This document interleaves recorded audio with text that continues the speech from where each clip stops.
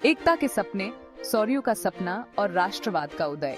Europe अनेक भाषाओं, संस्कृतियों और इतिहासों वाला एक महाद्वीप, लेकिन 19वीं शताब्दी में एक नया विचार पनपने लगा, राष्ट्रवाद। लोग खुद को एक बड़े समूह, एक राष्ट्र के हिस्से के रूप में देखने लगे। फ्रांसीसी कलाकार फ्रेडरिक सोरियो ने 1848 की अपनी पेंटिंग में इस भावना को दर्शाया। उन्होंने एक ऐसे भविष्य की कल्पना की जहां सभी देशों के लोग शांति और सद्भाव में एक साथ रहते हैं। सोरियो की कलाकृति में लोगों को एक साथ आते, झंडे लहराते और अपनी साझा मानवता का जश्न मनाते हुए दिखाया गया है। एकता का यह दृष्टिकोण बहुत प्रभावशाली था। इसने पूरे यूरोप के लोगों को अपने अपने राष्ट्रों के लिए लड़ने के लिए प्रेरित किया। वे साझा भाषा, इतिहास और संस्कृति की शक्ति में विश्वास करते थे। क्रांति और एक राष्ट्र का जन्म, यूरोप पर फ्रांस का प्रभाव। 1789 की फ्रांसीसी क्रांति यूरोप में राष्ट्रवाद के लिए एक महत्वपूर्ण मोड़ थी। इसने एक समान उद्देश्य से एकजुट लोगों की ताकत दिखाई।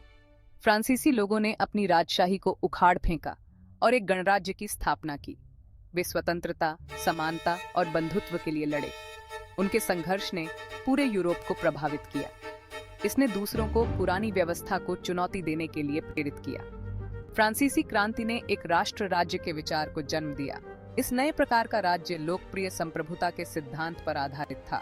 सत्ता लोगों में निहित थी, राजा या सम्राट में नहीं। नेपोलियन यूरोप के नक्शे और पहचान को नया रूप देना। एक शानदार सैन्य रणनीतिकार नेपोलियन बोनापार्ट फ्रांसीसी क्रांति से उभरा। उसने अपनी विजयों के माध्यम से पूरे यूरोप में क्रांति के आदर्शों का प्रसार किया। नेपोलियन की सेनाओं ने पूरे महाद्वीप पर कब्जा कर लिया। उन्होंने सामंती व्यवस्था को समाप्त कर दिया और नेपोलियन संहिता का प्रसार किया।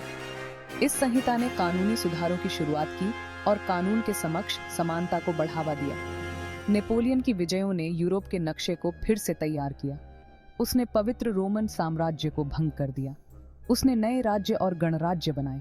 ये परिवर्तन हालांकि बल द्वारा लाए गए राष्ट्रीय चेतना के उदय में योगदान दिया। भाग 4, साझा पहचान की शक्ति, भाषा, संस्कृति और राष्ट्र। राष्ट्रवाद केवल राजनीति के बारे में नहीं था, यह संस्कृति और पहचान के साथ भी गहराई से जुड़ा हुआ था। पूरे यूरोप में लोगों ने अपनी भाषाओं, परंपराओं और इतिहासों को फिर से खोजना शुरू कर दिया। अर्नस्ट रेनन जैसे विचारकों ने एक राष्ट्र के अर्थ का पता लगाया। रेनन ने तर्क दिया कि एक राष्ट्र केवल साझा रक्त या क्षेत्र से परिभाषित नहीं होता है। उनका मानना था कि यह एक आध्यात्मिक सिद्धांत है। एक राष्ट्र एक साझा अतीत और भविष्य में एक साथ रहने की इच्छा पर बना है। पूरे यूरोप में लोगों ने संगीत, साहित्य और कला के माध्यम से अपनी साझा विरासत का जश्न मनाया। उन्होंने अपनी मातृभूमि के बारे में कविताएं और गीत लिखे और उन्होंने अपने राष्ट्रीय इतिहास के दृश्यों को चित्रित किया। भाग 5, साम्राज्यों से राष्ट्र राज्यों तक एक नया आर्डर उभरता है। 19वीं शताब्दी में यूरोप में साम्राज्यों का पतन और राष्ट्र राज्यों का उदय देखा गया। पुराना आर्डर वंशवादी शासन और बहुराष्ट्रीय साम्राज्यों पर आधारित चरमरा गया। 1848 की क्रांतियां हालांकि अंततः असफल रहीं, राष्ट्रीय आत्मनिर्णय की बढ़ती इच्छा को प्रदर्शित किया।